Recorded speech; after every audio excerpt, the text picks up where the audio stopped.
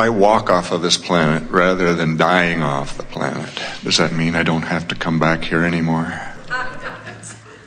That question is so screwy on so many levels. First, you'll leave just like everyone else does. In other words, you'll withdraw your attention from this time-space reality and you'll reemerge into non-physical. And next, those decisions are made from that non-physical perspective, in which case you can't get back quickly enough. Because from that non-physical perspective, you know the perfection of this time-space reality. These questions, they're common, but they come from the human perspective of someone who is not yet consciously, joyously controlling their alignment with Source. In other words, when you are controlling your alignment and in alignment with Source most of the time, then you speak about this planet and about your life here on this planet in the same way that your Source energy does. You see it as something fabulous, as something wanted, as something delicious, as something invigorating, intoxicating, something that calls you, you see. And so we really want you to understand that this time-space reality, it calls you forth because it's part of the calling of that broader picture, you see.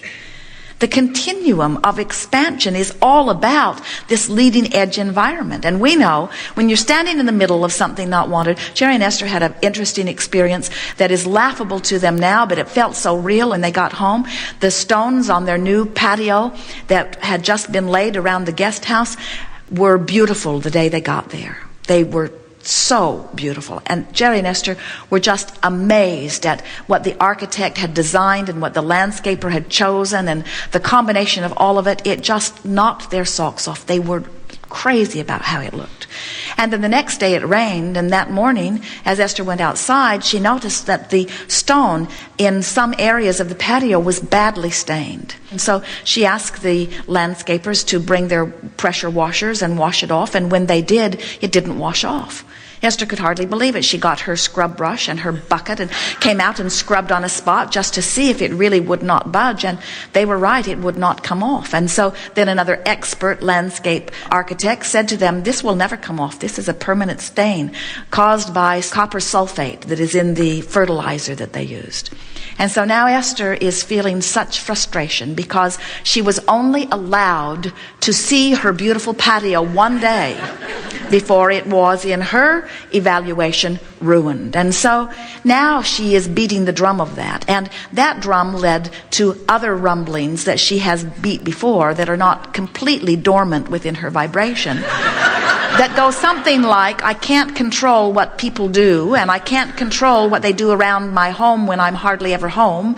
And I'm hardly ever home, by the way. I'm hardly ever home. I'm hardly ever home. And those who are home are messing up my patio. And the more she beat that drum, the worse she felt, the more disempowered she felt. And so Jerry sort of walked in on the middle of that as Esther had been stewing about it and had convinced herself, as she begrudgingly put her brush and bucket away, that it was really ruined forever. And when Jerry came back into the house, Esther was not the bright and shiny Esther that he is accustomed to seeing, or even close to it. And she said to him, what are we going to do? And she didn't only mean about that, she meant about everything that she couldn't control. And Jerry said, well, I suppose we'll have to live with it, as he glibly went on his merry way.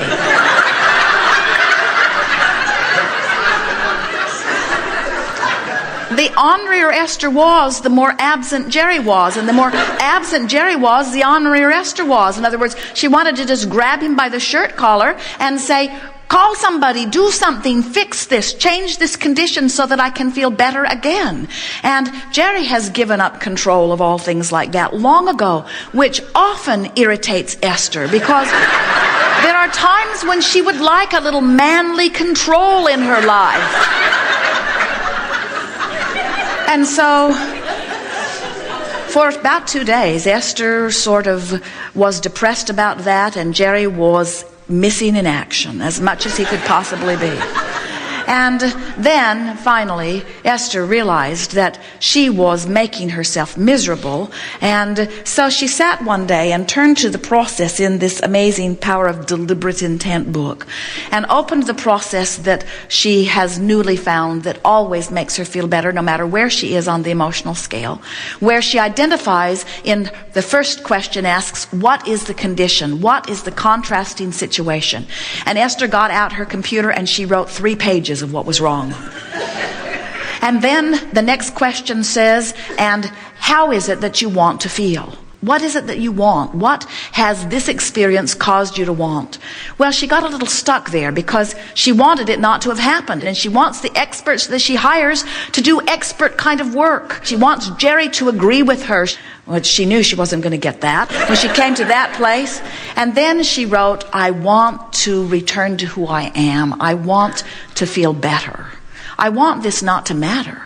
And then she struggled with that for a moment. No, I don't want to lower my standards. I just don't want to feel bad like this. I don't want it to matter so much.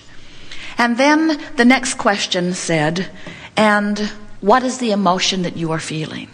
And Esther wrote, powerlessness. Sort of triumphantly she wrote that. I feel powerless, and it's their fault. And then the next question says, now do whatever you can do to close the gap between where you are powerless and where you want to be, which is feeling good again. So just posing that question, Esther felt, she didn't recognize that she was turning her boat because we had not been offering that analogy at that time, but she felt decided relief in the moment that she did. And actually, the fact that the process even exists means that it's all right to be wherever you are. In other words, she wasn't an immoral person for having a gap to close. There was something sort of forgiving about the process and the existence of the process, because Esther had been really mad at herself for being so upset over something so unimportant and embarrassed about it. But she couldn't get out of it. It was like the vibration had her by the throat and she couldn't quite break loose from it. Even though she wanted to, she had not been able to. And so now she is feeling a little better right away. And now she sat and looked around this beautiful room, and she saw the mesquite fireplace mantle that weighs so much it took 3 men to lift it. And they attached it to the fireplace with these beautiful iron sculptures that another artist made. And the entire cottage has been gutted and refurbished, and there is so much evidence of talent and skill and effort and love in this environment. And as Esther looked around, she began to weep with appreciation. She could hardly believe that something as insignificant as those stones outside had been the reason for her torture for 24 hours or more. And as she, in her appreciation, began to acknowledge all of the beautiful things, she closed her gap. It was such a fast move up that emotional scale. Jerry sort of tiptoed back into the house later, not knowing that Esther had improved her vibrational state of being, and she announced to him, I'm healed, I'm cured, all is well with me. And then she said, you know, I've been thinking about these stones, and they were always sort of bright and shiny and new looking for this old cottage that we've refurbished. And maybe we should just make the same mistake everywhere that they made there, because it does look old. It does look like it's been there longer. Or maybe we should just let nature take its course. Maybe we should just let the patio be what the patio wants to be. And maybe we should just enjoy the evolution of the patio. And Jerry is standing in amazement. He can hardly believe that he's talking to the same person about the same subject that he had been avoiding so carefully for so many hours. And then they went off to lunch to meet Tracy and Kate and Luke, and Esther went back into the kitchen to get her cell phone, and the washing machine was backed up and flooding all over the kitchen floor. And Esther said, no problem. She called Mike, and Mike brought help, and they went to lunch, and when they got back, the problem had been solved. And we said to Jerry later, so nice that Esther cleaned up her vibration before the flood.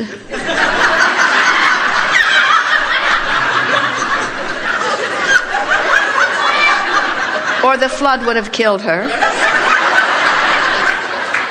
And the flood was the residual of the other. In other words, things don't turn around on a dime, do they? How you feel is how you feel, and you are this powerful magnet attracting to you. But the fact that Esther was in a much better feeling place made the flood inconsequential, and that was the end of the reign of terror, so to speak.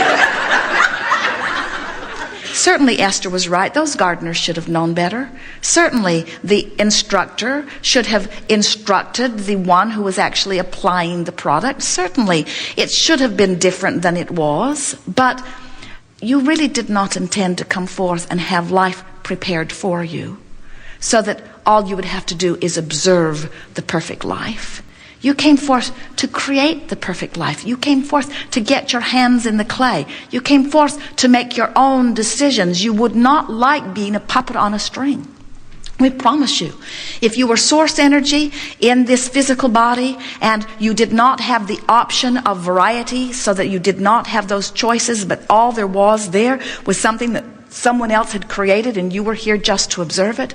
Can you see what we meant by your question being screwy on so many levels? In other words, you did not come forth just to observe, you came forth to create. And you can't create without variety, and you can't create the way you really want to without experience. And in all of that is joyous expansion. What we want you to do is just lighten up and not take it so hard when things are not going the way you want it to. If you just could understand that it's never a question of if you will get what you want, it's only a question of when. There is nothing that you cannot be or do or have. The question is just, how long will it take me to turn and go in the direction of the flow? In time, what you come to understand is that the more contrast you live and the more things you ask for, the stronger that flow moves and the faster the ride is and the more exhilarating it is, you see. It's like being on the crest of that wave with the exhilaration of well-being. And when you're riding that wave in the knowledge of well-being, then you never crash and burn. But sometimes physical beings get the energy moving really fast. Jerry and Esther certainly have done that. And when that energy is moving really fast and you get pointed in the opposite direction, you take it really, really hard.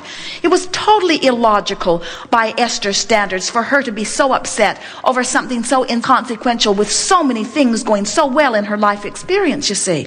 But when that energy moves fast and you don't go with it, you have a harder time. And that is what we are hearing from you here. We can hear you from your place of very fast-moving energy, occasionally getting crossways of it and then wondering, why in the world would I subject myself to that? And we say, that's only ever spoken from a human perspective who is in the moment worried about the patio stones or something. When you are going with the flow of who you are, you don't say, oh, I won't come back. You say, I'll be back and I'll be back and I'll be back and I'll be back and I'll be back and I'll be back and I'll be back, because I am eternal seeker of joy in my never-ending expansion. Yes, thank you. Really good. This has been a remarkable gathering, really a leading edge meeting. And we can feel that together, without question, we have taken thought beyond that which it has been before.